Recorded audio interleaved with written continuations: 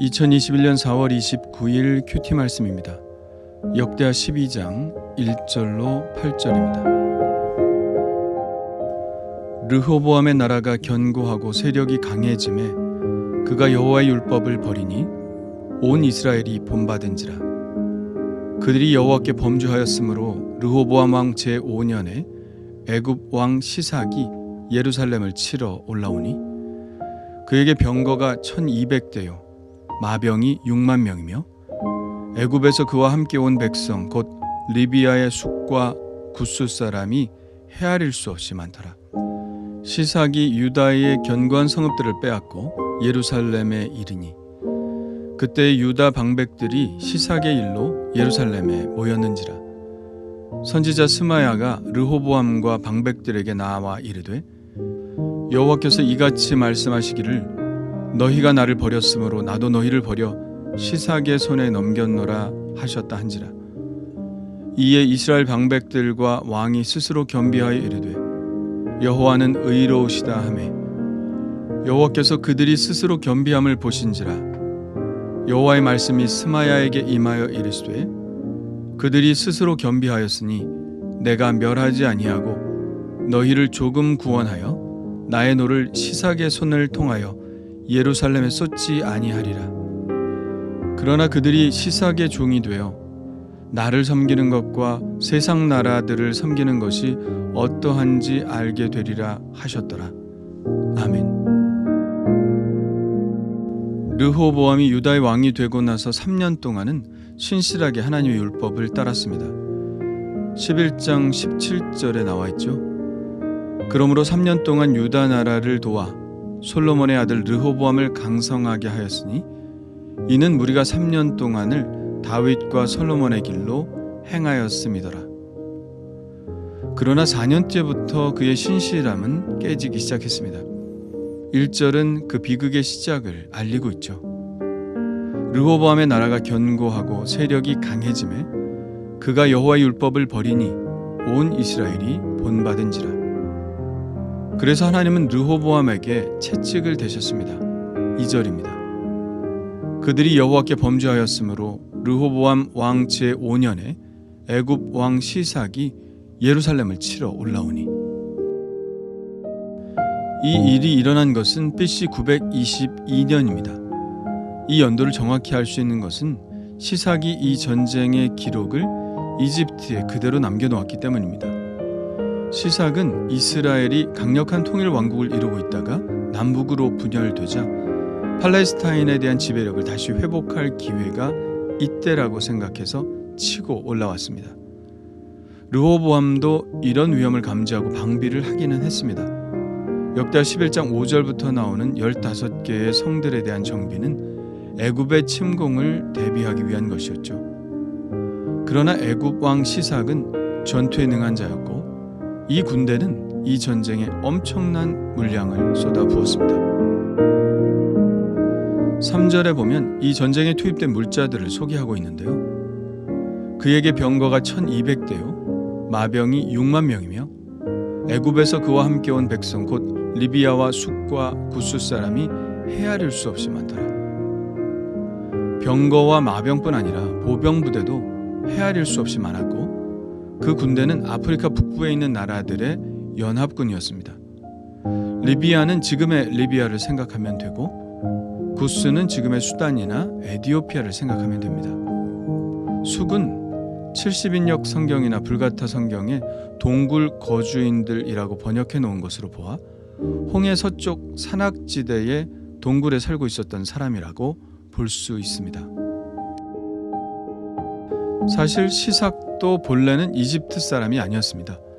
이집트 신왕국 말기에 이집트에 정착했던 고대 리비아의 메슈에시 부족의 족장 계열의 후손이었습니다. 그는 신왕국 21대 왕조의 마지막 바로인 푸수세네스 2세 휘하에서 이집트 군대 사령관으로 있으면서 두각을 나타냈습니다. 그는 자기 아들을 공주와 결혼시켰고 왕이 아들이 없이 죽자 시삭이 왕위에 오른 것입니다. 그 후 230년 동안 리비아인의 통치가 시작된 것입니다. 그가 리비아인이기 때문에 리비아 군대가 참전한 것은 자연스러운 일인 것이죠. 그는 이스라엘의 성들을 차례로 정복하고 예루살렘을 위협했습니다. 그리고 전리품들을 챙긴 뒤 북이스라엘도 공격했죠. 남유다는 그래도 챙겨줄 것들이 있어서 예루살렘에 큰 피해는 주지 않고 물러갔지만 북이스라엘에 준 타격은 훨씬 컸습니다. 그 사실이 성경에는 나와 있지 않지만 이집트의 기록물에는 다 남아 있습니다. 그는 이 전쟁에서 귀환한 후 남쪽의 테베에 있는 거대한 아무 대신전 앞에 축제 광장을 건설했습니다. 그리고 그 광장의 한쪽 벽면 위에 그의 팔레스타인 원정을 기념하는 양각 부조를 만들도록 했습니다. 거기에는 이스라엘 사람들로 보이는 외국인들을 매질하는 모습도 그려져 있습니다. 그리고 정복한 도시들의 이름도 기록되어 있죠. 이 전쟁으로 인하여 르호보암은 다시 겸손을 찾았습니다. 계기가 있었죠. 5절입니다. 그때 유다 방백들이 시삭의 일로 예루살렘에 모였는지라. 선지자 스마야가 르호보암과 방백들에게 나와 이르되 여호와께서 이같이 말씀하시기를 너희가 나를 버렸으므로 나도 너희를 버려 시삭의 손에 넘겼노라 하셨다 한지라. 하나님께서 스마야 선지자를 보내셨습니다. 스마야 선지자는 르호보암 왕에게 여로보암과 전쟁을 하지 말라고 한 바로 그 선지자였습니다. 이번에도 스마야 선지자는 하나님의 말씀을 전달하는데요. 스마야 선지자의 이 말이 아니었다면 아마도 이 전쟁의 의미에 대해서 아무도 알지 못했을 것입니다. 그러나 스마야 선지자는 분명히 말했죠. 이것은 하나님을 버린 르호보암과 이스라엘에 대한 징계라고요. 그러자 변화가 일어났습니다. 6절과 7절입니다. 이에 이스라엘 방백들과 왕이 스스로 겸비하여 이르되 여호와는 의로우시다 하매 여호와께서 그들이 스스로 겸비함을 보신지라.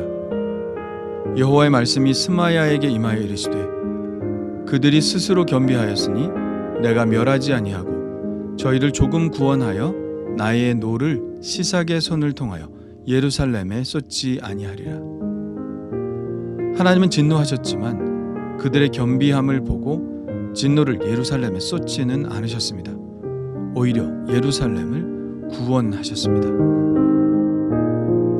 이 대목에서 쇼생크 탈출이라는 영화가 생각나는군요. 왜냐하면 시삭이라는 이름이 이집트 말로는 쇼생크이기 때문입니다. 그리고 탈출이라고 번역된 말은 사실 리뎀션입니다.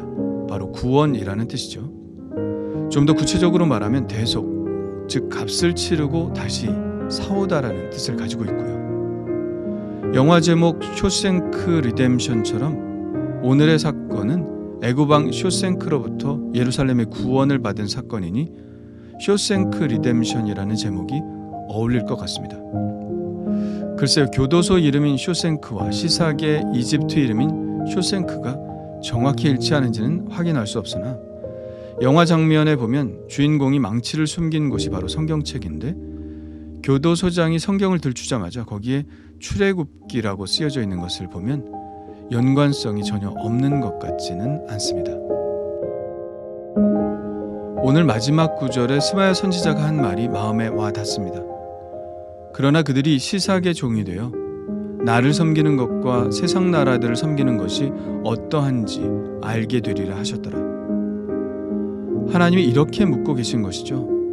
너 시삭의 종이 될래? 내 종이 될래? 시삭의 종이 되는 게 낫겠니? 아니면 나를 잘 섬기는 게 낫겠니? 하나마나한 질문이죠. 이스라엘 백성들이 왜 애굽에서 나왔습니까? 그 종살이가 지긋지긋해서 나온 것 아닙니까?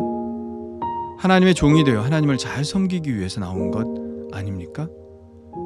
그러나 이 뻔한 대답을 자꾸 잊어버리는 것 같습니다. 로마서는 우리에게 이런 도전을 주고 있죠. 너희 자신을 종으로 내주어 누구에게 순종하든지 그 순종함을 받는 자의 종이 되는 줄을 너희가 알지 못하느냐. 혹은 죄의 종으로 사망에 이르고 혹은 순종의 종으로 의에 이르느니라. 우리는 누구의 종이 되기로 선택한 사람들인가요? 쇼생크라는 교도소에서 평생 죄의 종 노릇을 할 건가요? 아니면 예수 그리스도의 피로 구속함을 받아 죄의 감옥으로부터 탈출해 그리스도의 종으로서의 자유를 누리며 살 것인가요? 오늘도 겸손히 주님의 종이 되어 주님을 섬기기를 원합니다. 주님 감사합니다. 어떤 일이 있어도 나를 높이지 않게 하시고 하나님만 높이게 하여 주옵소서. 혹 하나님께서 저의 교만함을 징계하실 때 빨리 깨닫게 하시고 하나님의 말씀에 전적으로 순종하여 저의 행동을 고치게 하여 주옵소서. 오직 저의 삶은 하나님의 자비하심에 기대는 삶이오니 자비를 베풀어 주셔서 모든 상황으로부터 저를 구원해 주옵소서. 예수님의 이름으로 기도합니다. 아멘.